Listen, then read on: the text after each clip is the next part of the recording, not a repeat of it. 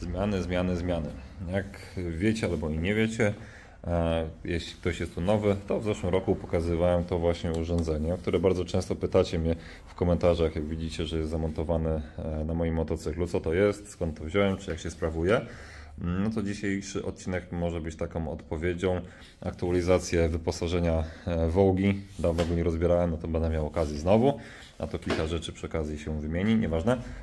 Carpurite W702 chyba to się nazywa model. Nie jestem do końca pewien, znaczy nie pamiętam już do końca. Jest materiał na kanale, który jakby prezentuje to.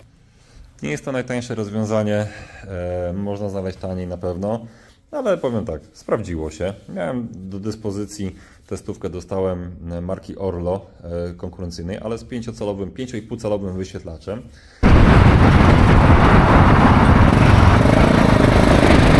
Zamontowałem fajnie, bo były kamerki i zwłaszcza ten widok z kamerki do tyłu bardzo mi pasował. Ale powiem Wam tak, po przysiadce z 7 cali na 5,5 cala wróciłem do 7, bo po prostu jest to lepsze. Dużo fajniej widać i po prostu dlatego mi się to spodobało. Wróciłem do 7-calowej nawigacji. No ale Chińczycy chyba im się spodobało to, że jeżdżę tym na każdym filmie, gdzie jeżdżę Vogą, więc postanowili, że wyślą mi urządzenie raz jeszcze odmienione. Zaraz Wam je pokażę, ale pochwalę się jeszcze tą startową grafiką. Pierwsze podstawowe pytanie, jak już jesteśmy przy temacie tej nawigacji, to czy mi się to sprawdza? Oczywiście tak, dlatego ona tutaj cały czas siedzi. Działa płynnie, fajnie, jeszcze z ładowaniem telefonu, który mam tutaj. Jest to całkowicie bezobsługowe. Telefon montuję w ładowarce indukcyjnej, automatycznie łączy mi się z Androidem Auto, łączy mi się z interkomem, a nawet jeśli nie połączę, to mam duży, fajny wyświetlacz, wiem kto do mnie dzwoni.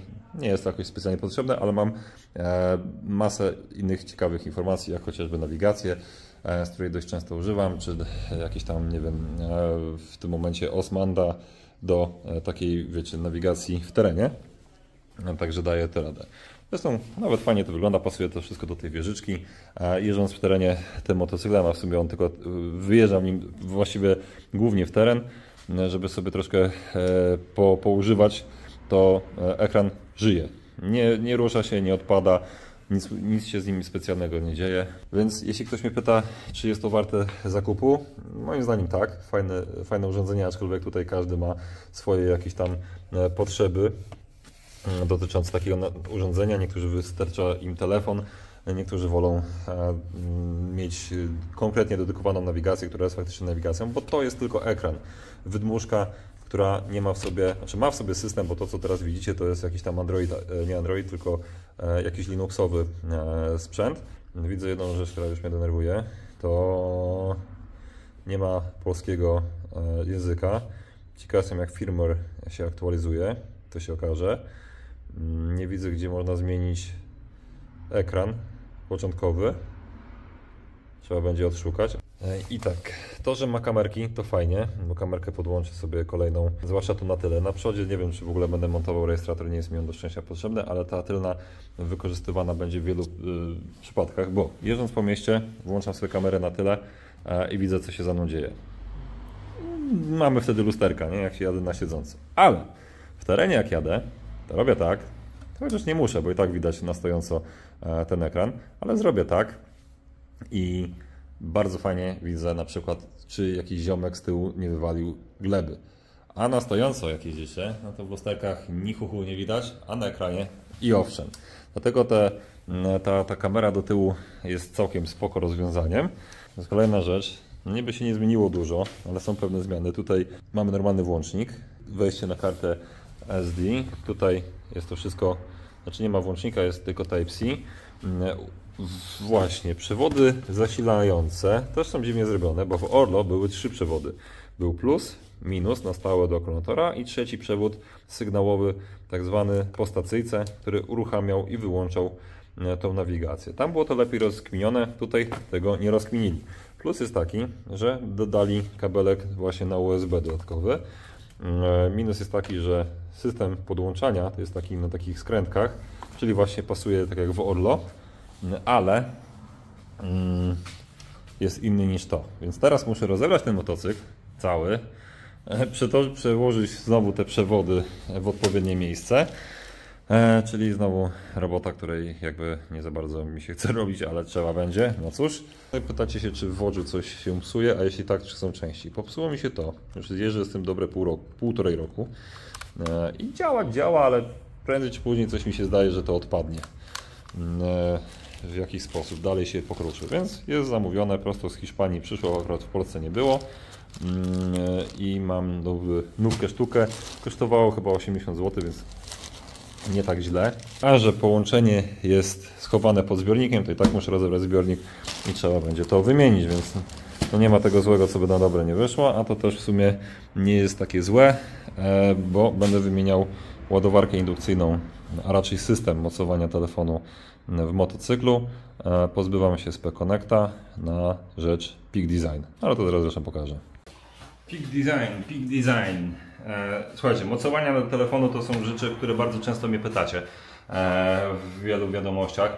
Zwłaszcza jak widzicie, że coś wisi na kierownicy motocykla i pytacie się, jak to się sprawuje i o co w tym wszystkim chodzi. Więc tak, do tej pory od 2 lat mniej więcej używam SP-Connecta. Urządzenia, które bardzo fajnie mi się sprawdza, zwłaszcza, że mają tutaj ładowarkę indukcyjną, co w kontekście tego ekranu jest bardzo fajne, bo podchodzę do motocykla, staram się wpiąć telefon w ładowarkę i tyle. Żadnych przewodów, nic takiego nie podłączam. Wszystko jest pięknie, ładnie. Jest wymienne etui, które ma ten taki uchwyt, adapter do tego, żeby to tutaj zamontować. Ok, etui musi być dedykowane do konkretnego motocykla, do konkretnej serii telefonów i nie każdy telefon na rynku się jakby zawiera w tym. Tak naprawdę tylko Samsungi, Galaxy i iPhony. I powiem Wam tak, zanim to dostałem, widziałem już te rozwiązania i bardzo mi się podobały, jeśli chodzi o szybkość montażu i tak dalej, o pewną nowatorskość tego rozwiązania. Natomiast powiem Wam, że niespecjalnie do mnie przemawiało wydawanie kasy na to, bo to pokrowiec kosztował za 2,5 ładowarka czy uchwyt baza kosztowała coś takiego też jakieś 3,5 stówki. Sporo, jak na uchwyt do telefonu, umówmy się. I ta pierwsza wersja SPC była gruba, mocno pogrubiała telefon, kiepsko do noszenia w kieszeni, zwłaszcza, że miałem dość duże zawsze telefony. Później dostałem SPC+, czyli to, co mam teraz, i to już jest płaskie, fajne, ten pokrowiec jest taki bardzo wygodny, neutralny, chociaż ta guma nie jest może jakaś tam rewelacyjna i uważam, że to jest całkiem fajny system. Wygodny, sprawdzał się i było fajnie. No, jedyne, co mnie denerwowało, to że niejednokrotnie, wiele razy musiałem, wiecie, celować, o właśnie, źle zapiąłem, celować tym mocowaniem, żeby weszło mi tutaj w ten uchwyt. Nie było to takie do końca łatwe. Znaczy jest to łatwe, da się do tego przyzwyczaić, ale gdzieś tam wymagało troszkę, wymagało trochę ustawień. 2. Jak go dokręciłem, tak mogłem używać telefonu, czyli albo w pionie, albo w poziomie. Żeby zmienić pozycję, orientację telefonu, musiałem odkręcać fizycznie śrubę, przekręcać adapter i dopiero go z powrotem montować. Nie jest to zbytnio upierdliwe, ale jak dla mnie, dla osoby, która bardzo często zmienia motocykle, to już tak robiło się dość problematyczne i ustawianie tego wszystkiego nie było takie łatwe. No i się sprawdzało ogólnie. I od jakiegoś czasu szukałem sobie innej alternatywy, czegoś, co będzie po prostu bardziej takie ekskluzywne, czy będzie łatwiejsze w mocowaniu. I trafiłem właśnie na Peak Design. I znowu, jeszcze droższe. Ten system zapinania wyglądał dużo lepiej. Ostatnio mi wskoczyło w oczy właśnie to, że mają już indukcję pod motocykl. Więc no cóż, napisałem do importera, czy nie chcieliby takiego czegoś użyczyć na testy. Jak widzicie na załączonym obrazku jest. Jakość wykonania, to, że tutaj mamy płynną regulację tutaj na kuleczce.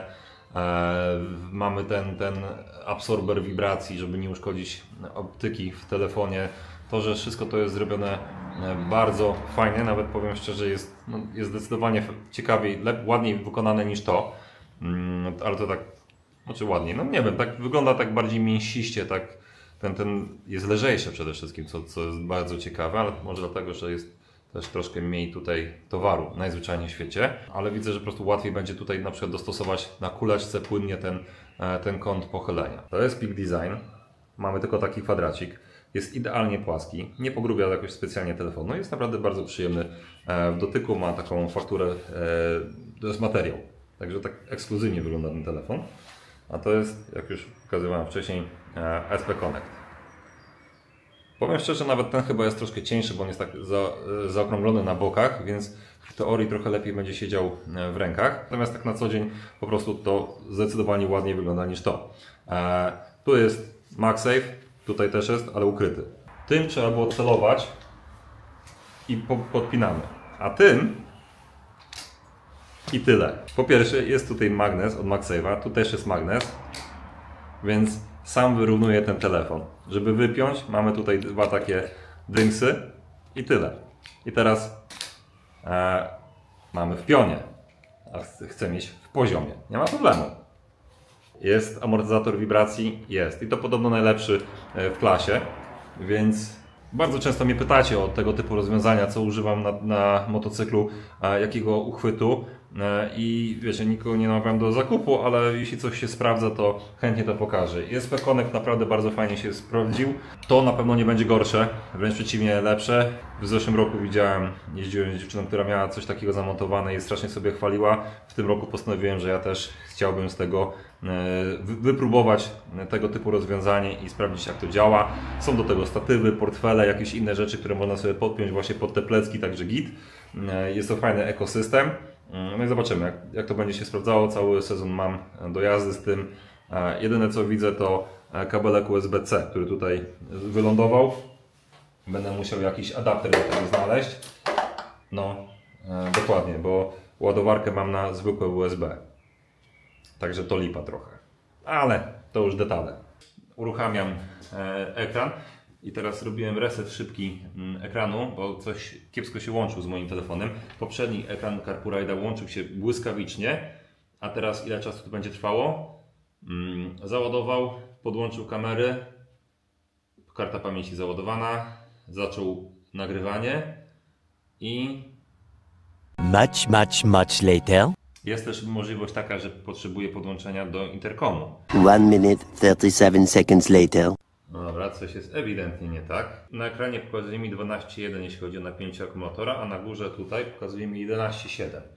Tak niekonsekwentnie trochę. Ale dobra, jak wymusiłem połączenie, no to oczywiście zadziałał. Ale powinien to robić automatycznie.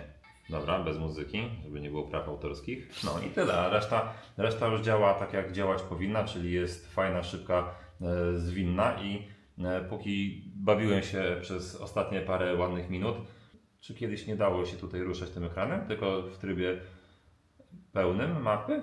Coś, czego nie rozumiem, czego nie było na poprzednim ekranie przez jakiś czas, ale podejrzewam, że to mogło być związane tutaj z Androidem Auto. Nie miałem car scannera, czyli programu do obsługi OBD, co też nie jest takim dużym problemem, ale wiecie, lubię mieć takie rzeczy i tutaj oczywiście to z powrotem zaczęło działać, także git. Jeszcze muszę swoje logo customowe wgrać. Też ostatnio odkryłem fajną opcję, aplikacja pogoda i radar i mamy radar pogodowy na ekranie motocykla. Jak jeździłem z końcem zeszłego sezonu w deszczach, to idealnie widziałem, gdzie co będzie padało, którędy sobie drogę dobrać. I to jest chyba coś, czego zdaje się żadna inna nawigacja taka dedykowana nie ma. Mają oczywiście jakieś aplikacje pogodowe na sobie zainstalowane, ale potrzebują tak czy inaczej połączenia internetowego z telefonem w jakiś tam sposób. I z drugiej strony, tak jak Garminy na przykład, a z drugiej strony ta pogoda i tak nie jest tak dokładna jak tutaj. A tutaj wiecie, no nie trzeba nawet aplikacji i ścieżki jakiejś wgranej, wystarczy jechać tak jak tutaj, nie? Że tu pada, tu pada, tu pada, to jadę gdzieś tam, żeby uciekać przed tymi chmurkami. Też jakiś tam sposób na zabawę. Tyle z nowości na Voldze. Teraz tylko chwila pogody i można śmigać. Tymczasem.